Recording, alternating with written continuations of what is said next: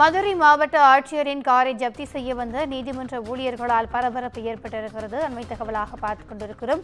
கூடுதல் விவரங்களை எமது செய்தியாளர் அருண் வழங்க கேட்கலாம். வணக்கம் அருண், இது குறித்த கூடுதல் விவரங்கள். மதுரை மாவட்ட ஆட்சியருடைய காரை தத்தனேரி பகுதியைச் சேர்ந்த கருப்பையா மீனாட்சி அம்மாள் தம்பதியினருடைய வாரிசுதாரர்களும் மற்றும் அந்த வழக்கினுடைய கோர்ட்டினுடைய ஜமீனா மற்றும் வழக்கறிஞர் தரப்பினர் தற்போது ஜப்தி செய்ய வந்திருக்கிறார்கள். மதுரை தத்தனேரி பகுதியைச் சேர்ந்த கருப்பையா மீனாட்சி அம்மாள் தம்பதியினருக்கு சொந்தமான 2 ஏக்கர் 14 சென்ட் நிலத்தை 1973ஆம் ஆண்டு மாவட்ட நிர்வாகம் தமிழ்நாடு வீட்டு வசதி வாரியம் அமைப்பதற்காக அன்றைய மாவட்ட நிர்வாகத்தின் தரப்பில் 19,688 ரூபாய்க்கு வாங்கப்பட்டுள்ளது.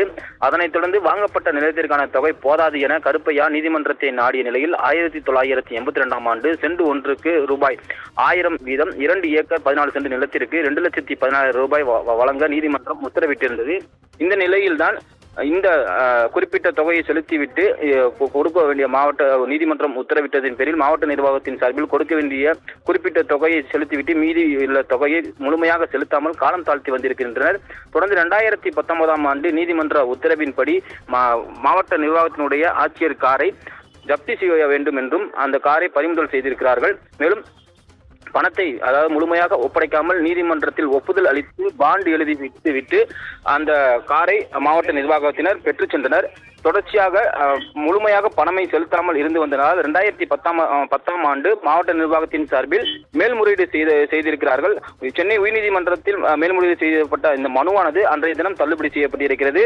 பணத்தை தொடர்ச்சியாக தராமல் காலம் தாழ்த்தி தந்ததால் வாகனத்தை ஒப்படைக்க கோரி நீதிமன்றத்தை அணுகிய போது கடந்த மாதம் ஜனவரி 21ஆம் தேதி இந்த பிணை முறிவு பத்திரம் ரத்து செய்து வாகனத்தை நீதிமன்றத்தில் ஒப்படைக்க வேண்டும் என்று தற்போது நீதிமன்றம் உத்தரவிட்டு இருக்கிறது.